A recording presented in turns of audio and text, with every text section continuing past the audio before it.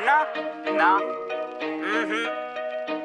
No, it's not a gangster song. It's a song about a warrior. ले हाथ खड़क कंधे वाला, सीने में धधकती ले ज्वाला, चेतक संचल कूच पड़ा, बन शूरवीर वो टूट पड़ा। ओ माटी में वाडारी, सुन बावड़ राणारी, मस्तक तेरा टीका, शान मेरी नहीं जावड़ दूंगा आन तेरी।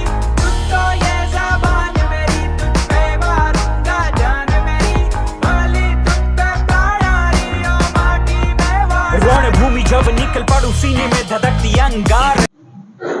हेलो दोस्तों, मैं हनुमान गुप्ता तथास्तु गुरुकुल क्लास में आप सबका स्वागत करता हूं। आज हम लोग फिर देखेंगे इडियम एंड फ्रेज का 51 से लेकर के 60 तक का।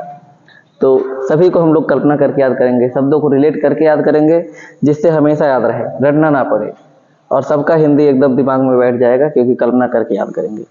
पहला है bell the cat. Bell the cat मतलब होता है खतरे में अगुआ होना।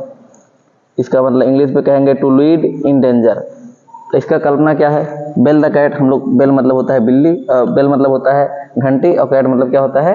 बिल्ली। तो यानी कि बिल्ली के गले में घंटी बांधना। एक कहानी सुने होंगे कि बिल्ली के गले में घंटी बांधने वाली कहानी, कि सभी चूहे लोग एक ग्रुप बनाते हैं और चूहे लोग कहते हैं कि भाई जब बिल्ली आके एक एक चूहे को खा ले रही थी, तो सब लोग कह रहे थे ऐसा कोई उपाय बनाया जाए कि जब बिल्ली आए तो हमें पता चल जाए। तो सब लोगों ने उपाय बनाया कि बिल्ली के गले में घंटी बांध देते हैं, और तब बिल्ली आएगी तो हम लोग को पता चल जाएगा। सब लोग बड़े खुश हो गए कि हाँ, ये तो बात बहुत बढ़िया उपाय है। लेकिन बाद में ये आया कि ये तो भाई खतरे का काम है, कौन बांधेगा? जिसको बांधेगा उसको भी तो बिल्ली खा लेगी। तो मतलब उसमें खतरे में अगुआ कौन होगा? एक घर में बहुत सारे चूहे शांतिपूर्वक रह रहे थे, परंतु एक दिन घर का मालिक एक बिल्ली को घर लेकर आ जाता है। बिल्ली को देखकर सभी चूहे बहुत ज्यादा डर जाते हैं। वह बिल्ली दिन में बहुत सारा दूध पीती रहती थी और कहीं घंटों तक सोती रहती और दिन में 2-4 चूहे मार देती थी। ये देखकर सभी चूहों ने एक सभा बुलाई। सभा में से एक चूहा बोला कि हमें इस बिल्ली से छुटकारा पाना होगा, वरना ये बिल्ली सबको एक एक करके खा जाएगी। ये सुनकर सभा में से एक छोटा चूहा बाहर आकर बोलता कि हमें बिल्ली के गले में घंटी बांधनी चाहिए। जब बिल्ली आएगी तो सभी घंटी की आवाज सुनकर भाग जाएंगे। इस छोटे चूहे की इतनी अच्छी सलाह से सभी चूहे बहुत ज्यादा खुश हुए और ताली बजाने लगे। तभी उस सभा में एक कोने में बैठा बूढ़ा चूहा यह सब बात सुनकर उनसे बोलता है कि अरे, तुम एक बात भूल रहे हो कि बिल्ली के गले में घंटी कौन बांधे। इस बात को सुनकर सभी चूहे सोच में पड़ जाते हैं। उतने में ही वहाँ पर बिल्ली आ जाती है, जिससे सभी चूहे इधर-उधर दौड़कर अपने अपने बिल में घुस जाते हैं। उस समय वही आया कि बिल्ली की गले में घंटी कौन बांधेगा, यानी उस समय खतरे में अगुआ कौन होगा। तो लिंक है वही कि बिल्ली की गले में घंटी बांधना। तो बेल द कैट मतलब क्या हो जाएगा? खतरे में अगुआ होना। अगला है ब्लो वन ओन्स ट्रम्पेट, मतलब अपनी ही बड़ाई स्वयं करते रहना। तो है इसका मतलब to speak boastfully about oneself. अगर ब्लो मतलब देखे तो बजाना, और ट्रम्पेट मतलब होता है तुरही। तुरही एक होता है शादी उदी में बजाते हैं।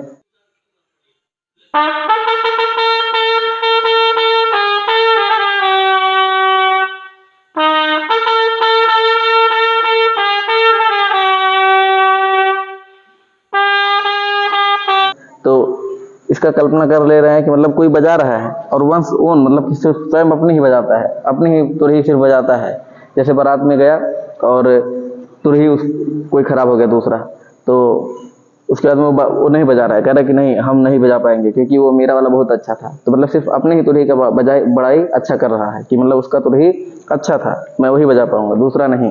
तो मतलब सिर्फ वो अपने ही तुरही का बड़ाई कर रहा है। उसी से लिंक कर रहे हैं कि अपने मतलब कि स्वयं अपनी बड़ाई करते रहना, किसी दूसरे का नहीं।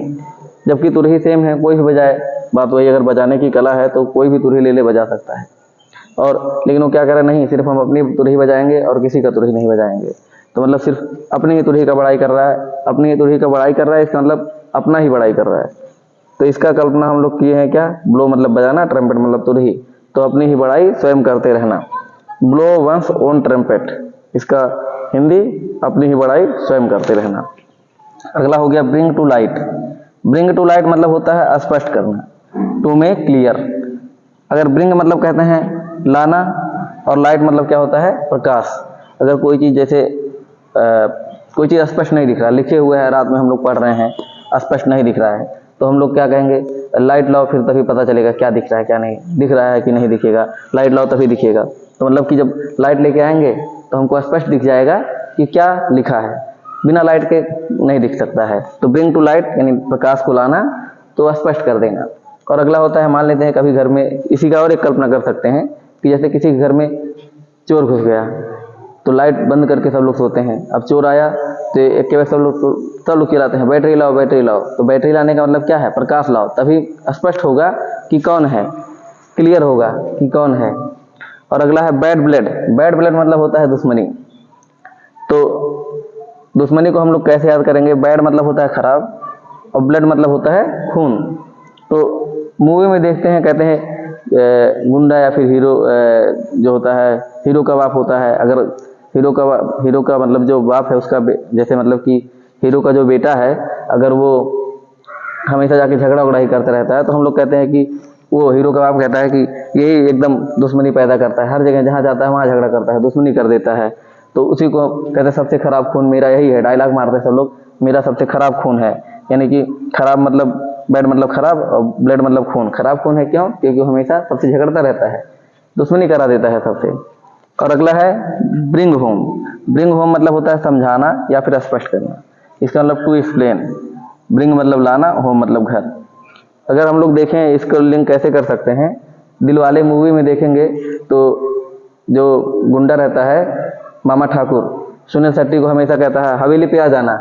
तो सुनील शेट्टी कहता है क्या करना है हवेली पे, फिर भी कहता है हवेली पे आ जाना। अरे कहता है क्या रखा है हवेली पे, तो फिर कहता है हवेली पे आ जाना।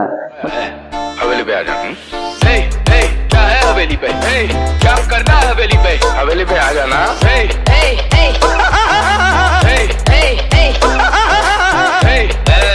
है हवेली पे, क्या करना हवेली पे, हवेली पे आ जाना, क्या कर लेगा हवेली पर, क्या कर लेगा हवेली पर, आओ कभी। मतलब बार बार खाली कहता है हवेली पे आ जाना, मतलब हवेली पे जाएगा तो स्पष्ट करेगा कि क्या बात है, ठीक है ना। तो इसका लिंक कर सकते हैं ब्रिंग होम, यानी हवेली, होम पे आ जाना यानी हवेली पे आ जाना। तो हवेली पे क्या होगा, स्पष्ट होगा।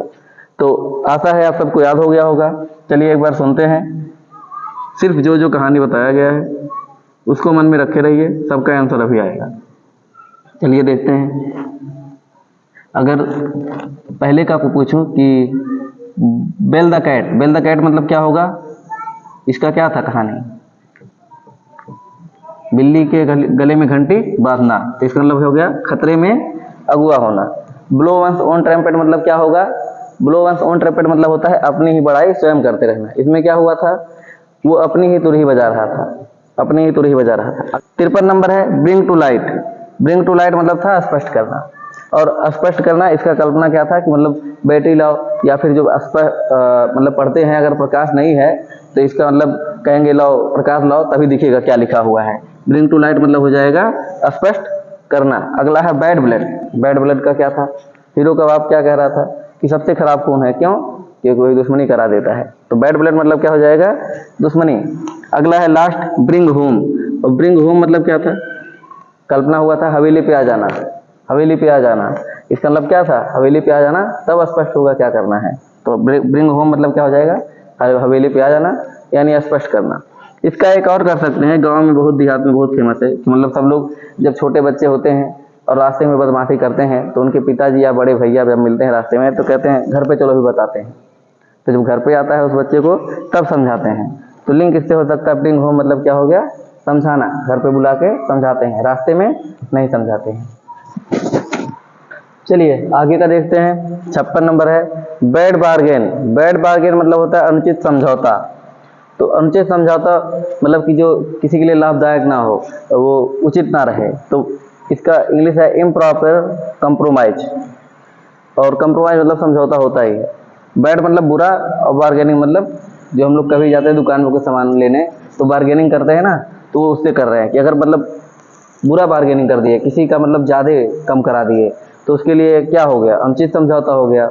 और मान लेते हैं कम कराए तो हमारा, लेकिन यहाँ पे क्या किया गया है, बैड बार्गेन यानी ज़्यादा कम, खराब मतलब कि खराब तरीके से, यानी ज़्यादा। मान लेते हैं कोई 500 का है उसको 50 रुपये में ही लेके चले आए, 500 का है 100 रुपये में ही लेके चले आए, तो क्या हो जाएगा, अनुचित समझौता हो जाएगा। मतलब बार्गेनिंग जो की है बहुत ज़्यादा बार्गेनिंग कर दी है, तो उसके लिए हो गया अनुचित समझौता। तो इसको याद कर लेंगे, बैड बार्गेन मतलब क्या हो गया, अनुचित समझौता। अगला है बिटवीन स्कैला एंड कैरिबडीज। तो इसका मतलब होता है दो कठिनाइयों के मध्य में। तो इंग्लिश में बिटवीन टू डिफिकल्टीज। डिफिकल्टीज मतलब कठिनाई, बिटवीन मतलब बीच में, यानी दो कठिनाइयों के मध्य में। और स्काइला मतलब होता है शिला, और कैरीबटीज को लिंक कर रहा है कोई बॉडी खाई में गिर गया, यानी इसको लिंक कर सकते हैं पत्थर, एक तरफ से पहाड़ और दूसरी तरफ खाई, मतलब एक तरफ से पहाड़ और दूसरी तरफ से खाई, तो इसका मतलब दोनों तरफ से है कठिनाई, तो हो जाएगा दोनों कठिनाइयों के मध्य में, बिटवीन स्काइला एंड कैरीबटीज। और अगला है बाई चांस मतलब क्या होता है, संयोगवश। तो इसका सब लोग वैसे ही बोलते हैं कि चांस बस हो सकता है मिल जाए, अवसर आया तो मिल जाए, तो चांस से ही लिंक कर लेंगे कि बाई चांस मतलब सब लोग बोलते हैं संयोगवश हो सकता हो, काम हो जाए। और बाई डिग्रीज को मतलब होता है धीरे धीरे, ग्रेजुअली, तो इसको लिंक कर रहे हैं लिंक को ग्रेजुअली से ही और डिग्री से। जब ग्रेजुअली मतलब भी होता है धीरे धीरे, तो ग्रेजुएशन की डिग्री हमें कब मिलती है, जब हम लोग बचपन से पहले क्या नाम है 5 तक पढ़ते हैं, फिर उसके बाद में 6 से 8, फिर 9 से 12, उसके बाद में फिर ग्रेजुएशन की डिग्री हमको मिलती है, यानी बहुत टाइम लग जाता है, यानी धीरे धीरे हम लोग पाते हैं। तो बाई डिग्रीज मतलब क्या हो जाएगा, धीरे धीरे। अगला है कैच ए टार्टर। तो कैच ए टार्टर मतलब क्या होता है, किसी को आशा से अधिक बलवान पाना। तो इसको लिंक किया गया है ट्रैक्टर से पकड़ना, यानी कि कभी जब धान बैठाया जाता है तो लेवा मारते वक्त ट्रैक्टर जब भाग जाता है तो दूसरे ट्रैक्टर को लेके आते हैं और दूसरा ट्रैक्टर उसको निकाल देता है, तब हम लोग सोचते हैं कि ये वाला ट्रैक्टर में ज़्यादा ताकत है, तो उसको आशा से अधिक बलवान पाए क्योंकि वो आके निकाल दिया। तो कैच ए टार्टर मतलब क्या हो जाएगा, किसी को आशा से अधिक बलवान पाना। तो आप सबको याद हो गया होगा, देखते हैं एक बार सुन के कौन कौन याद है और किसको कहानी भी याद है। जिसको ये लिंक याद होगा कहानी, वो तुरंत बता देगा। तो पहला बताएंगे बैड बार्गेन। बैड बार्गेन मतलब क्या होगा, बैड बार्गेन मतलब क्या होगा, अनुचित समझौता, क्योंकि बार्गेनिंग ज़्यादा कर दिए थे तो उसके लिए क्या हो गया था, अनुचित समझौता। अगला है between Scylla and Charybdis. Between Scylla and Charybdis मतलब क्या हो जाएगा, 2 कठिनाइयों के मध्य में। लिंक क्या था, स्काइला मतलब एक तरफ पहाड़ और दूसरी तरफ से खाई, तो इससे हम लोग याद किए कि दोनों 2 कठिनाइयों के मध्य में। अगला है बाई चांस। बाई चांस मतलब क्या था, बाई चांस हम लोग बराबर यूज करते हैं, बाई चांस मतलब हो जाता है संयोगवश। और बाई डिग्रीज मतलब क्या होगा, इसका लिंक क्या किए थे, ग्रेजुएशन की डिग्री हमें कैसे मिलती है, धीरे धीरे मिलती है, तो इसका मतलब क्या हो जाएगा, बाई डिग्रीज मतलब धीरे धीरे। और कैच ए टार्टर मतलब क्या होगा, इसका लिंक किया गया था कि खेत में जब लेवा मारते वक्त ट्रैक्टर भाग जाता है तो किसी दूसरा ट्रैक्टर आता है तो उसको खींच के निकाल देता है, यानी उस ट्रैक्टर को हम लोग मानते हैं कि अधिक बलवान था, आशा से अधिक बलवान है। तो आगे का इडियम एंड फ्रेज अगले वीडियो में, तब तक आप लोग स्वस्थ रहिए, व्यस्त रहिए, मस्त रहिए।